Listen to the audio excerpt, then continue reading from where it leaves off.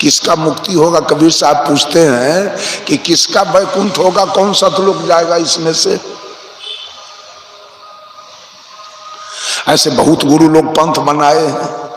आर्य समाज है, आनंद मार्ग है, गायत्री परिवार है, युग निर्माण मिशन है, गांधी निर्माण मिशन है, विवेकानंद मिशन है, जय गुरुदेव हैं, बाल जुगेश्वर हैं, सतपाल जी हैं, सदाफल देव जी हैं, आसाराम जी हैं, रामपाल जी हैं, भगवान रजनीश हैं, ओम शांति है, राधा स्वामी है, ठाकुर अनुकूल चंद्र जी हैं, संत मत है, आशुतोष जी महाराज हैं, जैन है, बौद्ध है। कितना राग द्वेष का दुकान खुल चुका। किसी से आपस में मेल नहीं, किसी से आपस में पटरी नहीं। कौन तरेगा, कौन निकलेगा, किसको भजा जाए, किसको तजा जाए, ये समस्या के सामने खड़ी। साहब कबीर कहते हैं भजू तो को है भजन को। आपने राम जी का मंदिर बनवा लिया दरवाजे पर, ठीक है, राम जी आपकी मदद करेंगे, लेकिन आपने कृष्ण जी का मंदिर नहीं बनवाया तो कृष्ण जी तो आपका विरोध करेंगे। आपकी मुक्ति हुई? एक आपके घर के बगल में एक दोस्त का घर हो और दूसरे तरफ दुश्मन का घर हो और विपत्ति आ जाए तो दोस्त आपकी मदद करे और दुश्मन आपका विरोध करे तो कल्याण हो गया, मुक्ति पा गया, शांति मिल गई। यहां तो लोग दोस्त दुश्मन पाल रहा है। जब आपने सुन लिया कि देवताओं की कल्पना 56 करोड़ की गई है तो केवल राम का भजन आप करते हैं तो राम केवल आपके सहायक होंगे और जो बच गया जितने देवी देवता आपके विरोधी हो जाएंगे। आपने कृष्ण का मंदिर दरवाजे पर बनवा लिया, हनुमान जी का मंदिर तो नहीं बनवाया, तो हनुमान जी आपके सपोर्टर क्यों होंगे? क्यों आपको मुक्ति होने देंगे? क्यों मुक्ति दिलाएंगे आपका? और हनुमान जी का मंदिर आपने बना लिया, महादेव जी का नहीं बनाया, तो महादेव जी आपके सहायक क्यों होंगे? साधारण वातावरण में सोच लीजिए कि एक पिता के 4 पुत्र हैं और पिताजी सारा संपत्ति एक पुत्र को लिख दे दे तो 3 बेटा उसके सपोर्ट में रहेगा क्या? उसको मानेगा? नहीं ना मान सकेगा। तो आप अपने हृदय से विचार के देखिए कि किसकी भक्ति आप करना चाहते हैं। सब लोग फंस रहे हैं, सब लोग फंस रहे हैं कहीं न कहीं जाकर। वो बाहरी भजन भक्ति करने वाले सब लोग फंसेंगे, दूसरा कोई उपाय नहीं है। राग द्वेष के दलदल में सब लोग जाके फंस जाएंगे, इसलिए कि 56 करोड़ का नाम भी आप नहीं जानते हैं और पूजा आप कैसे कर लेंगे सबका? जो आप बच जाएंगे। बंधुओं, बहुत पंथ, महादेव जी एक हैं, उनके नाम से जरा देख लीजिए कितना पंथ लोगों ने चलाया। ओम शांति अलग चला है, आनंद मार्ग अलग चला है, शिव के पुजारी तो पहले से है ही हैं, अभी शिव चर्चा चल गया है। अब बताइए, वेद का अनादि मंत्र था ओम नमः शिवाय। हिंदू का जो मुख्य ग्रंथ वेद है, उसका पुराना ग्रंथ, मान्य ग्रंथ, सर्वश्रेष्ठ ग्रंथ, मुख्य ग्रंथ है वेद। और वेद का मंत्र क्या था? ओम नमः शिवाय।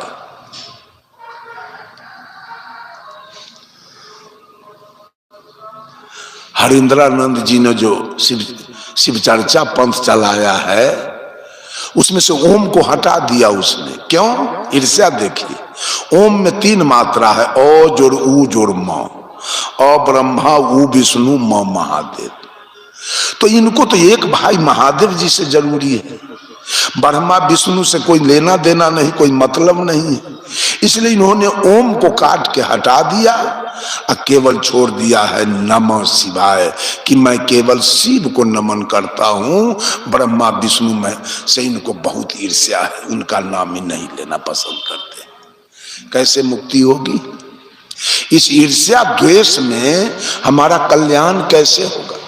दुर्गा के भजने वाले लोग महिषासुर को गलत दृष्टि से देखते हैं, उसका भद्र अभद्र मूर्ति बनाया जाता है महिषासुर के।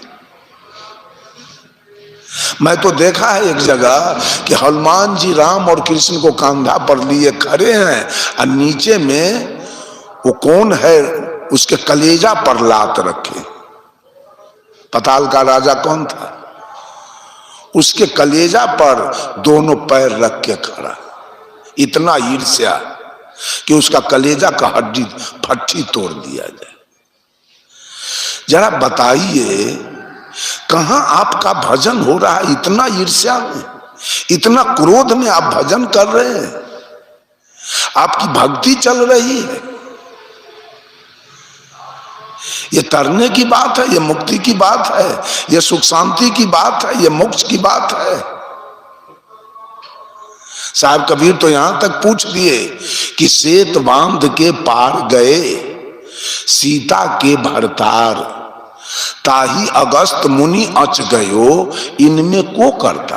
हे दुनिया के लोग, तुम्हारे रामचरित्र मानस में लिखा है कि सीता के दुल्हा, सीता के पति श्री राम सेत बांध रामेश्वर बांध के लंका गए और रावण के खानदान को मार के गिराया। और तुम्हारे रामचरित्र मानस में लिखा है कि अगस्त मुनि एक चिरुआ में समुद्र को उठा के पी गए। तो बताओ कि पीने वाला बड़ा कि पुल बनाने वाला बड़ा? बोलिए। पीने वाला का पूजा कौन कौन कर रहा है? जरा हाथ उठाइए तो। सब पुल बनाने वाले के पीछे पड़ा हुआ है, सब है पुल बनाने वाले के पीछे। साहब कबीर पूछते हैं, गिरवर धारे कृष्ण जी धौला गिरी हनुमंत, शेष नाग सब सृष्टि संहारे, तो इनमें को भगवंत? बताओ, गोवर्धन उठाने वाला बड़ा कि धौलागिरी उठाने वाला बड़ा, कि लिखा है कि शेष नाग संपूर्ण सृष्टि को उठा के रखा है, तीनों में बड़ा कौन होगा? तो शेषनाग का पूजा कौन करता है? सब गोवर्धन वाले के पीछे है, सब धौलागिरी वाले के पीछे पड़ा है। इतना राग द्वेष चल रहा है भजन भक्ति में, रे राजनीति में तो राग द्वेष चल रहा है, गांव घर में भाईचारे में राग द्वेष चल रहा है, पढ़ाई लिखाई नौकरी चाकरी में बिजनेस व्यापार में राग द्वेष चल रहा है। ये सत्संग में जहां मुक्ति का सवाल है वहां राग द्वेष चल रहा है। कोई किसी को समझने के लिए तैयार नहीं है, कोई किसी के बात को मानने के लिए तैयार नहीं। अभी जो साहब जी बोल रहे थे, ये क्या नाम है इनका,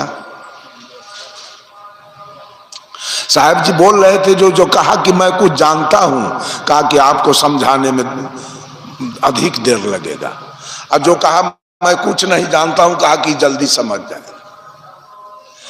एक आदमी आया, हमसे कुछ प्रश्न किया, प्रश्न का हल हम किए, तो एक आदमी कहा साहब जी से दीक्षा ना, दीक्षा तो हम लिए हुए हैं।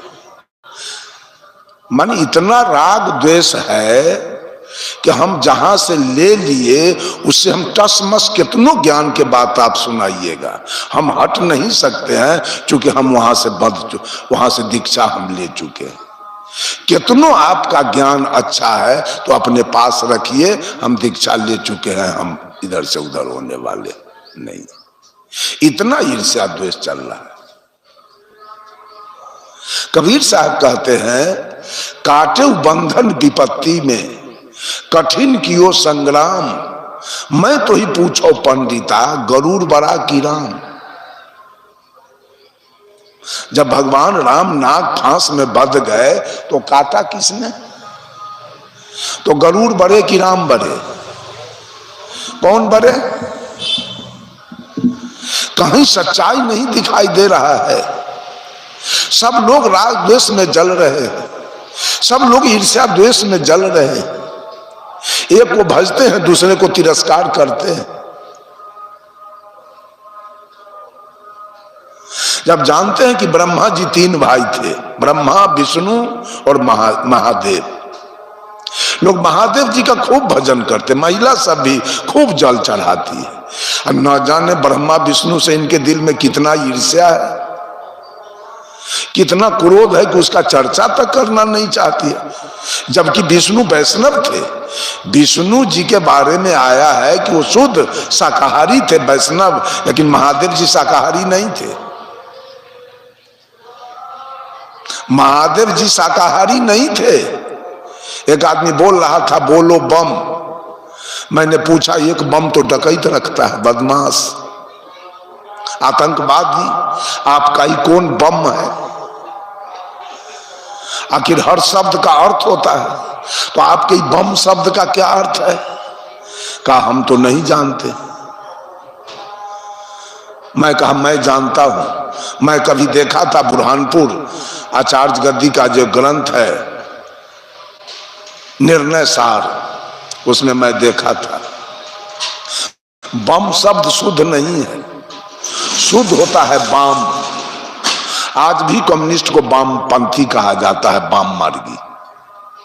वाम शब्द शुद्ध होता है, बम शब्द कुछ है, बम शब्द है तो वही बम जिससे मर जाइएगा आप, उसके लिए है बम शब्द। और दूसरा कोई बम शब्द है ना, एटम बम, परमाणु बम, अणु बम कहिए, वो बम है, लेकिन यहाँ ये बैजनाथ धाम वाला कोई बम नहीं है,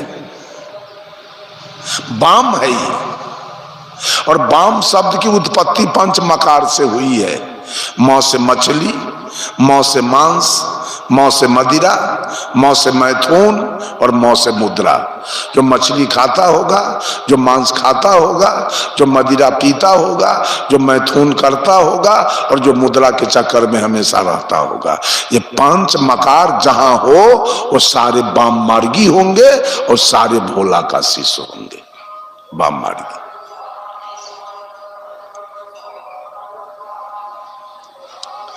जरा विचार किया जाए किसका भजन हम करें, तो साहब कबीर कहते हैं रे बंदे कर ले आप निवेला, कर ले आप निवेला रे बंदे, कर ले आप निवेला। किसी का भजन नहीं, भजन अपना। यहां कोई राग द्वेष नहीं, कोई ईर्ष्या नहीं, सब लोग अपना अपना भजन करें।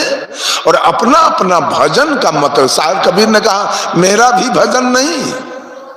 कबीर ऐसे स्वार्थी गुरु नहीं थे, कहा मेरा कोई भजन नहीं, भजन अपना। मेरा भजन हो गया, राम का भजन हो गया, कृष्ण का भजन हो गया, हनुमान जी का, महादेव जी का, आए और अपना अपना काम करके सब चले गए। कबीर गए, बुद्ध गए, महावीर गए, सूर तुलसी सब गए, मीरा गई, अनुसुईया गई, नर्मदा गई, सब गई इस धरती से अपना अपना काम करके। आज मेरी बारी है, आज हम लोगों की बारी आई है, हम लोग भी इसी धरती पर, इसी धरातल पर, इसी अवनीतल पर आए। आज हमारा भी फर्ज है कि हम अपना कल्याण कर लें। जब हम अपना कल्याण करेंगे तो बोलिए कहीं राग द्वेष होगा शीतल साहब? कहीं राग द्वेष? सब लोग अपना अपना कल्याण कीजिए। साहब कबीर कहते हैं आप जियत लखू आप ठौर करू, मुए कहाँ घर तेरा। आप जियत लखू आप ठौर करू, मुए कहाँ घर तेरा। यही अवसर नहीं चेतहु प्राणी। ये अवसर है, साहब जी कह रहे थे ये मानव शरीर एक मौका है, अवसर है, बार बार मिलने वाला नहीं। सदगुरु कबीर कहते ये अवसर हाथ से निकलेगा जहां, यही अवसर नहीं चेतहु प्राणी, अंत कोई नहीं तेरा। ये कबीर मंच आपको ये संदेश दे रहा है कि हम सब लोग अपना अपना भजन करें, अपना कल्याण करें। ये मंच विश्वास का मंच नहीं, ये विचार का मंच है, ये अनुमान का मंच नहीं, ये अनुभव का मंच है, ये मानने का मंच नहीं, ये जानने का मंच है। और ये अंधश्रद्धा का मंच नहीं, ये जिज्ञासा का मंच है। मैं भी कहता हूं आप लोग मेरे बातों पर विश्वास नहीं करें, कोई जरूरी नहीं है विश्वास करना, मेरे बातों पर विचार केवल करें कि साहब जी सही बोल रहे हैं कि गलत बोल रहे हैं, इसका केवल विचार करते चलिए, मानिए नहीं जानिए, मेरे बातों को मानिए नहीं जानिए, सही बोल रहे हैं कि गलत बोल रहे हैं। और सब लोग, माता बहन लोग, भाई बंधु लोग, जितने लोग हैं सब लोग, पति अपने कल्याण का मार्ग सोचे और पत्नी अपने कल्याण का मार्ग सोचे, बेटा अपने कल्याण का मार्ग सोचे और बेटी अपने कल्याण का मार्ग सोचे, दादाजी अपने कल्याण का मार्ग सोचे और दादी जी अपने कल्याण का मार्ग सोचे, भैया जी अपने कल्याण का मार्ग सोचे और भाभी जी अपने कल्याण का मार्ग सोचे। जब आप अपना कल्याण पर आ जाइएगा तो सारे राग द्वेष, जब आप अपना काम में रहिएगा तो किसी के बारे में निंदा शिकायत के बारे में सोचने का समय आपका समाप्त हो जाएगा, आप सोचिए नहीं पाएंगे। ये तो मनुष्य केवल दूसरे के फेर में पड़ा है, अपना तो बीड़ी पी रहा है, बहुत बड़ा जग कर दिया, सिगरेट पी रहा है, चाय पी रहा है, जर्दा खा रहा है, किमाम खा रहा है, शिखर खा रहा है, पराग खा रहा है, दारू पी रहा है, मांस खा रहा है, मछली खा रहा है, चोरी कर रहा है, दलाली कर रहा है, घुसखोरी कर रहा है, हत्या कर रहा है, बलात्कार कर रहा है, मिलावटबाजी कर रहा है, और दूसरे देवी देवता के पूजा करने में करोड़ के करोड़, अरब के अरब रुपया खर्च हो रहा है, अपना कल्याण हो नहीं रहा। हमको तो अपना कल्याण करना है जी, ये अरब के अरब खर्च करने से हमको क्या मिल जाएगा, बहुत बड़ा बड़ा जग करके नाम कमाने से हमको क्या मिल जाएगा। अब बताइए, जिस दिन जन्म लिए हम लोग उस दिन हम हिंदू थे, न मुसलमान थे, न सिख थे, न ईसाई थे, हम इंसान बन के आए। प्रकृति इंसान को पैदा करती है, हम धरती पर इंसान बन के आए। उस समय मेरे माथे में कोई शिखा नहीं था, कोई चोटी नहीं थी, कोई सुन्नत नहीं था मेरा, कोई पंचकटार नहीं था मेरा, कोई बतिस्मा नहीं हुआ था मेरा, न हम उस दिन हिंदू थे, न मुसलमान थे, न सिख थे, न ईसाई थे, कुछ नहीं थे। 1 बरस का या 6 महीना का हिंदू मुसलमान सिख ईसाई के एक 6 महीना के बच्चा को एक कोठरी में रख दिया जाए और कोई अनजान आदमी से कहा जाए कि इसमें से मुसलमान वाला लड़का निकाल के लाओ, ले आएगा? क्यों नहीं लाएगा? तो चारों बच्चा अभी इंसान है, उसमें अभी इंसानियत है, अभी वो शैतान नहीं बना है। शैतान तो बनाया जाता है, प्रकृति इंसान को पैदा करती है, इंसान बन के हम मां के गर्भ से आए और यहां आने के बाद यहां के लोगों ने, बीजक में है राही ले पिपराही बही, यहां के लोगों ने, मन पवित्र था मेरा जब जहां में आए थे, धर्म कर्म कुछ न थे, अपने न पराए थे, लेकिन अब हम बेहोश हो गए। जब से होश संभाला है, अब पहले से जो डूबा था वो हमको भी धकेला। जो पहले से डूबे हुए लोग हिंदू के कैटेगरी में हैं, वो बच्चा जन्म लेगा और उसको डुबा करके धकेल करके उसको हिंदू बनाएंगे, और जो मुसलमान के गड्ढे में गिर चुके हैं वो अपने बच्चे को धकेल करके बच्चे को मुसलमान, पहले से जो डूबा था वो हमको भी धकेला। ईर्ष्या द्वेष की खानी में हम कोई हिंदू बनेंगे, कोई मुसलमान बनेंगे, कोई सिख बनेंगे, कोई ईसाई बनेंगे। कवि रामधारी सिंह दिनकर जो बिहार के प्रसिद्ध कवि हो चुके हैं, उन्होंने लिखा है, मैं कहता हूं अगर विधाता नर को अपने मुट्ठी में भरकर कहीं फेंक दे ब्रह्मलोक से इस भूमंडल पर, फिर भी मनुज विभिन्न जातियों में यहाँ आएगा। नीचे है क्यारियां बनी तो भला बीज कहां जाएगा। और साहब कबीर ने कहा, आए एक के देश से उतरे एक के घाट, हवा लगे यही देश के हो गए 12 बार। यहाँ के बट के हम लोग और इस राग द्वेष की अग्नि में जलना शुरू हो गए। जो हिंदू बन गया वो मंदिर बना लिया, जो मुसलमान बन गया वो मस्जिद बना लिया, जो सिख बन गया वो गुरुद्वारा बना लिया, जो ईसाई बन गया वो गिरजाघर बना लिया। हिंदू के मंदिर में रामा रामा हरे हरे होना शुरू हो गया, मुसलमान के मस्जिद में इबादत होना शुरू हुआ, सिख के गुरुद्वारा में अरदास होने लगा, ईसाई के गिरजाघर में प्रार्थना होने लगी। हिंदू का भगवान अरवा चावल, बतासा और तुलसी का पत्ता खाने लगा, मुसलमान का अल्लाह बकरी मुर्गी गाय भैंस ऊंट दुम्मा खाने लगा, सिख का भगवान मरा हुआ खाने लगा और ईसाई का भगवान गाय सुगर दोनों खाना शुरू। यही तो भगवान की कहानी। इसी भगवान के पीछे सारे सृष्टि के लोग पड़े हुए हैं, भगवान के खोज में। और ईर्ष्या द्वेष आपने देखा, अयोध्या में राम मंदिर और बाबरी मस्जिद के लिए कितने खून हुए। गुजरात के बड़ोदरा स्टेशन पर राम रहीम के फेर में कितने खून हो गए। भागलपुर में, बिहार में, जब बिहार के मुख्यमंत्री डॉक्टर जगन्नाथ मिश्रा थे, दुर्गा भसाने के फेर में कितने खून हो गए। ये ईर्ष्या द्वेष की आपने सुना। पंजाब के अमृतसर में स्वर्ण मंदिर में संत जरनैल सिंह भिंडर वाले कितना बम पिस्तौल के जकीरा रखे हुए थे। ये तो धार्मिक लड़ाई लड़ी जा रही है। साहब कबीर कहते हैं,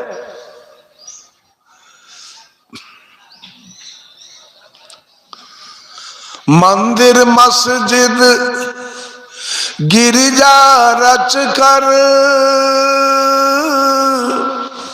भाई भाई को तज कर, मजहब के दामन में छिप कर खींच रहा किरपान कि मुझको मिल जा ए भगवान। आज लोग राग द्वेष की क्यारी बना रहे हैं, राग द्वेष की कलुषित गठरी, मोह कपट माया की नगरी, ठुकरा करके सत्य मनोज अब बेच रहा ईमान। सत्य जो ये आत्मा है, जो पूरे सृष्टि का मुख्य, इसी पर सृष्टि टिका है, जिसका वकालत सदगुरु कबीर ने किया, इसको ठुकराया जा रहा है। और पत्थल पानी का पूजा करवा के, धरती आसमान सूर्य चंद्रमा का पूजा करवा के, ठुकरा करके सत्य मनुज अब बेच रहा ईमान। ये सारे धर्माधिकारी लोग, धर्म धुरंधर लोग सत्य को ठुकरा करके और ईमान बेच बेच के खा रहे हैं और पैसा कमा रहे हैं और भोली भाली जनता को धोखा दे रहे। मैं कहा किसको भजा जाए? भजन तो अपना। पहले समझिए मैं कौन हूं। साहब कबीर पूछते हैं, कौन तुम्हारी जाति है, क्या है तुम्हारा नाम, कौन तुम्हारा इष्ट है, कहां तुम्हारा ग्राम। जाति हमारी आत्मा, जीव हमारा नाम, ज्ञान हमारा इष्ट है, गगन हमारा ग्राम। पहले समझिए कि मैं कौन हूं। Who are you and who am I? आप कौन है और मैं कौन हूं, इसको पहले समझिए। इन्होंने कहा, साहब जी ने तो कहा कि पूरे शरीर मैं हूं। तो उन्होंने, गुरु जी ने कहा, क्या तू बाल हो, क्या तू मुंह कान नाक हो, क्या तू हाथ पैर हो, क्या तू पेट पीठ हो, क्या हो तुम? तो कहा नहीं, ये सब तो हम नहीं। तो आप हैं कौन? पहले आप बताइए कि आपकी जाति क्या है, आपका नाम क्या है, आपके इष्ट कौन है, आपका घर कहां है। पहले जब हम अपने आप को समझेंगे तब ना हम कुछ करेंगे अपने लिए। अभी तक तो हमको पता नहीं है कि मैं कौन हूं, तो अपने लिए मैं क्या करूं? अपने भलाई का काम क्या सब मैं करूं? अभी तक तो मुझे पता है कि शरीर मैं हूं, आंख कान नाक मुंह त्वचा हाथ पैर पेट पीठ मैं हूं। इसी के फेर में हम पड़े रहे। आप वो नहीं है। आपसे कोई पूछता है साहेब बंदगी, तो आप भी कहते हैं साहेब बंदगी। क्या साहेब, क्या समाचार है? तो आप कहते हैं समाचार तो ठीक है, लेकिन आज मेरे माथे में कुछ दर्द है। जैसे आपसे पूछे कोई कि क्या समाचार है, तो आप कहते हैं समाचार तो ठीक है, लेकिन आज मेरी पत्नी बीमार है। आप कहते हैं मेरी पत्नी बीमार है। आप बीमार नहीं हैं, आपकी पत्नी बीमार है। आप अलग और आपकी पत्नी अलग। ठीक उसी प्रकार से आप कहते हैं आज मेरे माथे में दर्द है। आप अलग हैं और आपका माथा अलग। आपका सर अलग है, आप सर नहीं है। आप हाथ पैर नहीं है, आप मुंह कान नाक नहीं है। आप हिंदू मुसलमान सिख ईसाई पारसी यहूदी नहीं है। आप छूत अछूत नहीं है, आप अवर्ण सवर्ण नहीं है, आप नीच ऊंच नहीं है, आप गोरा काला नहीं है, आप विद्वान मूर्ख नहीं है, आप धनी निर्धन नहीं है, आप ब्राह्मण क्षत्रिय वैश्य शूद्र नहीं है, आप हाथ पैर आंख कान नाक मुंह नहीं है। आप सबसे अलग। शुद्ध बुद्ध गोस्वामी तुलसीदास जी ने रामचरितमानस में लिखा है, प्रकृति पार प्रभु सब उर्वासी, ब्रह्म निरीह विरजय अविनाशी। कि तत्व प्रकृति से परे, तत्व प्रकृति से शरीर बना है और ये आत्मा तत्व प्रकृति से परे। प्रकृति पार, तत्व प्रकृति से परे, प्रभु सब उर्वासी। ये आत्मा हर घट में निवास कर रहा है। वो आप हैं। आपका घर यहां नहीं है, आपका यहां न कोई रिश्तेदार है, ना आप किसी के हैं और ना आपका कोई है। यार आप बिल्कुल सिंगल। अब व्यवहार में आइए तो व्यवहार में माता पिता भाई बंधु पत्नी बेटा बेटी जमीन मकान दुकान सब है, नौकरी चाकरी। लेकिन परमार्थ में अगर आप आते हैं तो बिल्कुल आप अकेला हैं, आपका यहाँ कोई नहीं है। आप अकेले ही शरीर लेके आए हैं और फिर शरीर छोड़ के आपको अकेले वापस होना है। आपका यहाँ कोई नहीं है। व्यवहार में सब कुछ है, परमार्थ में आप बिल्कुल अकेला। उसको आप समझिए। अगर कल्याण पाना है तो ये पक्षपात छोड़ के राग द्वेष छोड़ के, साहब कबीर कहते हैं आप जियत लखू। लखना माने समझना जानना। अपने को जानो कि तुम कौन हो। आप ठौर करो और बेठौर जो जा रहे हो, जीवन भर मंदिर मस्जिद गिरजा गुरुद्वारा के चक्कर काट रहे हो, तीर्थ व्रत के चक्कर काट रहे हो, पूजा त्योहार के चक्कर काट रहे हो, ठौर पर तो आ जाओ। आप जियत लखू आप ठौर करू, मुए कहाँ घर तेरा। इस काया में से निकलोगे जिस दिन, इस घर को छोड़ोगे, उसके बाद तुम्हारे लिए दूसरा कौन घर होगा, उसके लिए कोई चिंता है? इसमें से निकलने के बाद कैसा घर मिलेगा, इसकी कोई चिंता है?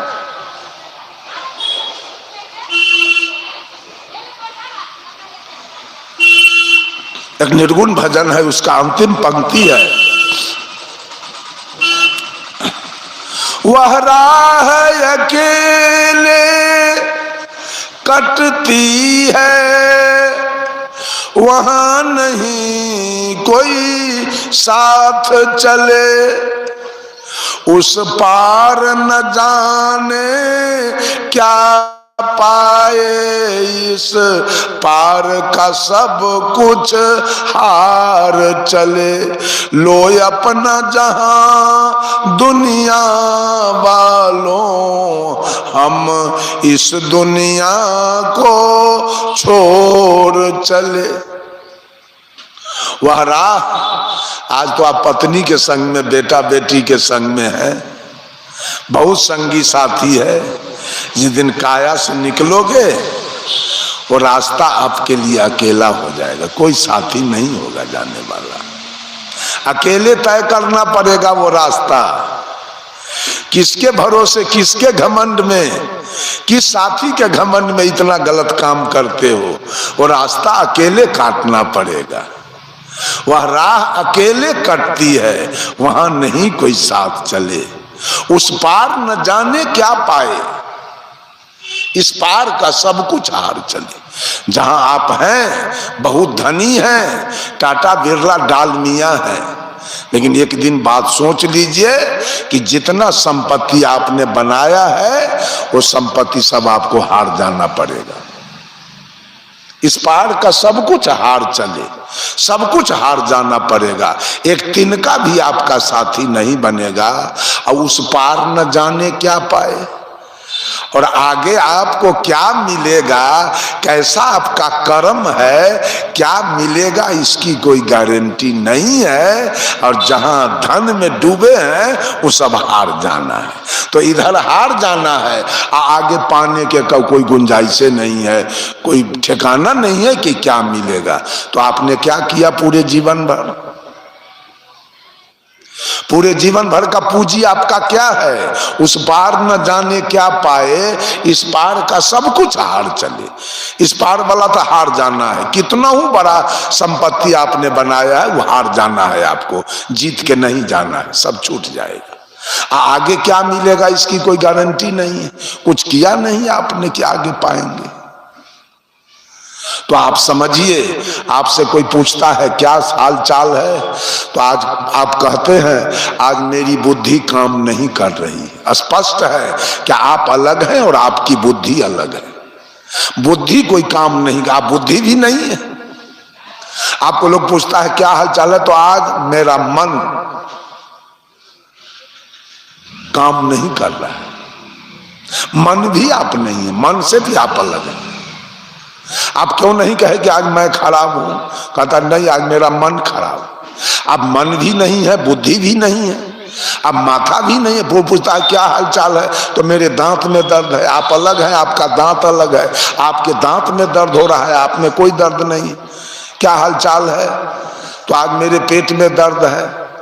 आप पेट भी नहीं है, पेट अलग है और आप अलग है। पहले जानना होगा कि मैं हूं कौन, अगर कल्याण पाना है तब पहले अपने को जान लीजिए, तब आप अपना हित की बात सोचेंगे, अपने कल्याण की बात सोचेंगे। आज तक तो पता नहीं कि मैं कौन हूं, पता तो यही है, जाति अपना बताते हैं, हम साहू हैं, हम कुछ हैं, हम कुछ हैं, ऐसा बताते हैं। वो जाति मेरी नहीं है, जाति मेरी आत्मा है और जीव हमारा नाम है। अपना भजन हम लोग करें, अपना भजन का मतलब है अपना सुधार करें, अपना ध्यान साधना करें, अपने कल्याण का मार्ग खोजे। आज तक सब लोग दूसरे जगह लगे हुए हैं, कोई राम के पीछे, कोई कृष्ण के पीछे। आप यह भी तो कहेंगे कि आप भी तो कबीर के पीछे पड़े हुए हैं। हम कबीर के पीछे नहीं, हम कबीर के विचार के पीछे हैं, कबीर के फोटो के पीछे हम नहीं हैं, कबीर के पूजा के पीछे हम नहीं हैं, कबीर के विचार और कबीर के सिद्धांत के पीछे हम चलने वाले। ये बात समझ लीजिए। हम कबीर के फोटो का पूजा नहीं करते, हम कबीर के फोटो का आरती नहीं उतारते हैं, हम अपने सदगुरु का आरती उतारते हैं। जो 7 दीप 9 खंड में गुरु से बड़ा न कोई, करता करे जो कर न सके, गुरु करे से होए। गुरु है बड़े गोविंद से, मन में देखो विचार, हरि सिरजे तो बार बार, गुरु सिरजे तो पार। गुरु से बड़ा देवता इस धरती पर आपको नहीं मिल सकेगा। इसलिए मैं गुरु की आरती करता हूं, गुरु की पूजा करता हूं और मां की आरती पूजा करता हूं। चूंकि मां अगर नहीं होती तो ये दुनिया कहां से आता? प्रधानमंत्री, मुख्यमंत्री, रेल मंत्री, विदेश मंत्री, रक्षा मंत्री, वित्त मंत्री कहां से आते? मां नहीं होती तो IG, DIG, collector, commissioner, professor कहां से आते? मां नहीं होती तो गुरु कहां से आते और चेला कहां से आता? मां नहीं होती तो ढोलक बजाने वाला, नाल बजाने वाला, हारमोनियम बजाने वाला, ऑर्गन पैड और गाने वाला कहां से आता? सबका श्रेय मां है। चूंकि इस शरीर देने वाली, ये तन देने वाली मां है, तो मां को देवता कहा जाए तो क्या हर्ज है? मां ने शरीर दिया तो मेरे लिए देवता दिया है, और तो कोई दिया नहीं। इसलिए हम मां की भी सेवा करें। अगर सही आप हैं, कल्याण पाना चाहते हैं, तो मां की भी सेवा करें। मां देवता है, एक नंबर की देवता मां जो दिया है। इसमें कोई राग द्वेष नहीं, कोई ईर्ष्या नहीं। सब लोग अपने अपने मां का सेवा पूजा करें, कोई हर्ज नहीं, कोई ईर्ष्या द्वेष नहीं, कोई दुख की बात नहीं। ऊंचाई के चला रहा है। हम लोग अपने अपने मां की सेवा करें, मां की पूजा करें। मां ने तन दिया है, बहुत दुख काटकर, बहुत झेल झेल कर मां ने इस शरीर को पोस पाल के बड़ा किया है। इसलिए एक देवता हमारी मां है। हम मां की सेवा पूजा करते हैं, इसमें कोई राग द्वेष नहीं है। चूंकि मां ने तन दिया है, और दूसरे देवता हमारे पिता हैं, जो पिता ने हमारे लिए आधा पेट खाकर, भर पेट खाकर, फाटल कपड़ा पहनकर, गंदा कपड़ा पहनकर मुझे पढ़ा लिखा के इंजीनियर, डॉक्टर, प्रोफेसर, कलेक्टर बनाया। वो दूसरे देवता हमारे पिताजी हैं, जिसने धन दिया। और तीसरे देवता हमारे सदगुरु हैं, जिन्होंने हमको ज्ञान दिया। यही तीन देवता हमारे हैं, माता, पिता और गुरु। अगर माता, पिता और गुरु की सेवा भक्ति हम करते हैं तो हम कहीं से राग द्वेष में नहीं फंस रहे हैं। सब लोग, दुनिया के जितने लोग हैं, सब अपने अपने मां, अपने पिता और अपने गुरु का सेवा पूजा करें और अपने शुद्ध शाकाहारी रहें। याद कर लीजिए, मानव जीवन ही शुद्ध शाकाहारी जीवन है। यहां आकर के हम लोग भटक गए हैं, तो गुरु लोग कंठी बांध करके हमको मार्ग पर लाते हैं कि बेटा तू भटक गए हो, गिर गए हो, पदच्युत हो गए हो, अपने मार्ग पर चले आओ। सीधे कंठी बांध लेना कोई सद्गुण नहीं है। वो तो शाकाहारी बनना है, मानव बनना है। अगर आप मांस मछली खाते हैं तो आप मानव नहीं है, आप दानव हैं। गुरु जी कंठी बांध करके अब मानव के पटरी पर पहले आपको लाते हैं, उसके बाद सद्गुण की चर्चा बाद में होती है। पहले तो आप मानव बनिए। तो हमारा धर्म है, हमारा नेचर है, हमारा गुण है, हमारा स्वभाव है शुद्ध शाकाहारी रहे। तो हम शुद्ध शाकाहारी रहे, दुर्व्यसन मुक्त रहे। हम खैनी, बीड़ी, गांजा, भांग, तारी, दारू, पान, बीड़ी, सिगरेट, जर्दा, किमाम, इन तमाम दुर्व्यसनों को त्याग करें। अपना कल्याण चाहते हैं तो इसका त्याग करें, शुद्ध शाकाहारी रहे। किसी का चोरी, बेईमानी, दलाली, घुसखोरी, हत्या, बलात्कार न करें और अपने माता पिता गुरु की सेवा पूजा करें। यही तो कल्याण का मार्ग है।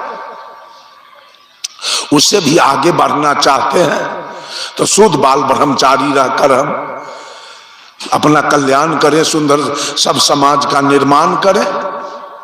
बंधुओं, यही कल्याण का मार्ग है। हम राग द्वेष में न फंसे।